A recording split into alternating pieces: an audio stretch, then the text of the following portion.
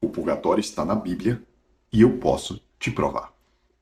A primeira coisa que precisamos entender é que nós, católicos, cremos que somos salvos único e exclusivamente pela graça da paixão, morte e ressurreição de nosso Senhor Jesus Cristo.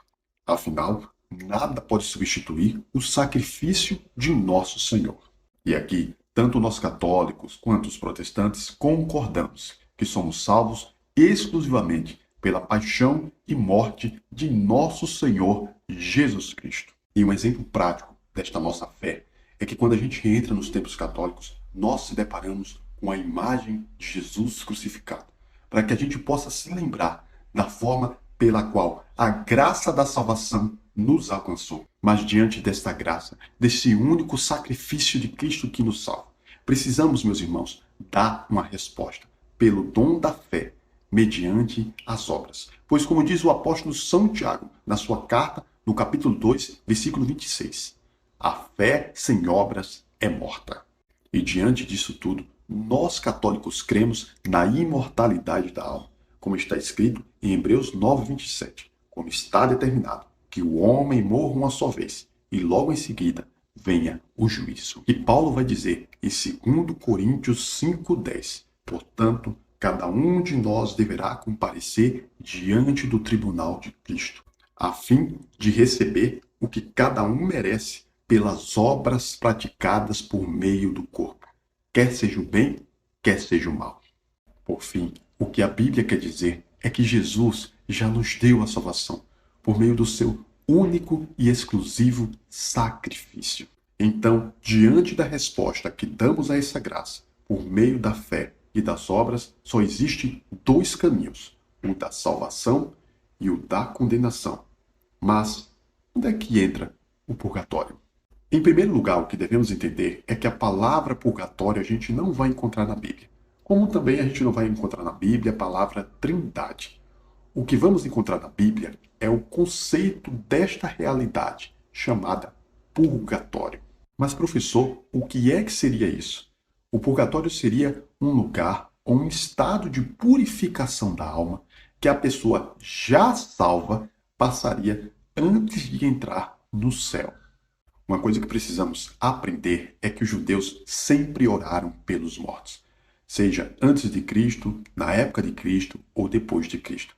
Essa prática continuou entre os cristãos. Tudo porque os judeus acreditavam em um lugar conhecido como Sheol, que foi traduzido para o grego como Hades e para o latim como purgatório.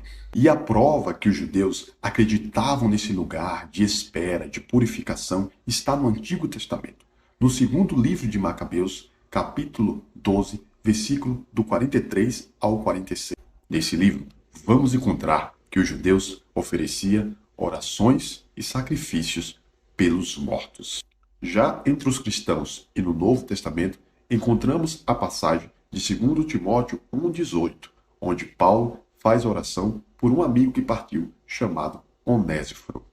Essa passagem, em 2 Timóteo 1,18, exemplifica aquilo que a igreja cristã já fazia, pois encontramos em toda a liturgia cristã dos primeiros séculos orações oferecidas pelos mortos.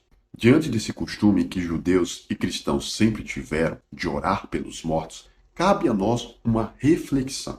Pensemos o seguinte: se uma pessoa que já morreu foi condenada ao inferno, não adianta orar por elas, pois a condenação é algo eterno. Se uma pessoa que morreu foi elevada ao céu, já está na glória, na presença do Senhor, as nossas orações não são mais necessárias para ela. Então, por que judeus e cristãos sempre mantiveram oração pelos mortos? A resposta está no entendimento que o Sheol, ou Hades, ou Purgatório, como assim foi traduzido, é uma realidade bíblica.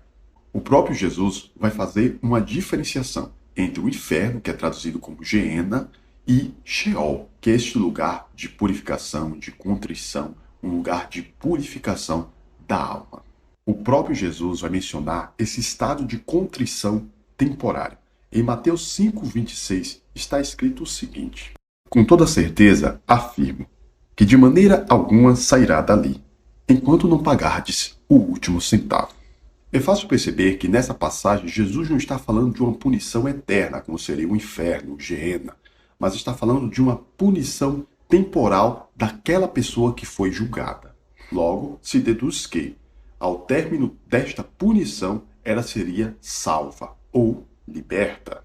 Outra passagem que Jesus menciona o estado de punição temporal é em Lucas 12, 48, onde ele vai dizer que ainda que a pessoa conheça a vontade do Senhor, mas comete coisas repreensíveis, receberá poucos golpes. Jesus deixa claro através dessas passagens que diante da justiça de Deus também há uma expiação temporal, que é diferente da condenação eterna. Cabe lembrar também que o ato de expiação da alma do purgatório sozinho não a salva, mas o que a salva é o ato da misericórdia de Deus que se encontra com a justiça, pelo único sacrifício verdadeiro, o sacrifício da cruz de Cristo. Em 1 João 5, 16 e 17 vai dizer que há pecados que conduzem à morte, mas há pecados que não conduzem à morte. De fato, toda iniquidade é pecado, vai dizer o apóstolo. Mas ele pede que oremos por aquelas pessoas que cometeram pecados que não levam à morte. E é isso que nós católicos fazemos pelas almas do purgatório. Em Hebreus 12, 14 vai dizer: sem santidade ninguém verá a Deus. Será que o seu coração já se encontra preparado, purificado, a ponto de você, se morrer hoje, vai direto para o céu? Será que você não precisará de uma purificação da sua alma? Ou como diz o apóstolo Paulo em 1 Coríntios 3, 11 e 15, será que sua vida está sendo construída em Cristo como ouro, prata ou pedras preciosas? Ou, apesar de crer em Jesus, será que sua vida não está sendo construída como madeira, feno ou palha? E é justamente aqui, em 1 Coríntios 3, 11 e 15, que vai se encontrar no Novo Testamento a mais clara noção de purgatório. E a obra de cada um se tornará manifesta. O dia a manifestará, pois no fogo é revelado, e o fogo provará a obra de cada um. Se a obra que alguém construiu permanece, receberá recompensa. Se a obra de alguém for queimada, ela será punida, mas ele mesmo será salvo, como através do fogo. Em qual doutrina se ensina que a pessoa, apesar de sofrer detrimento, uma expiação, apesar de passar pelo fogo, será salvo? Senão, a doutrina do purgatório. Então, diante de tudo que observamos e aprendemos, a doutrina do purgatório é altamente bíblica.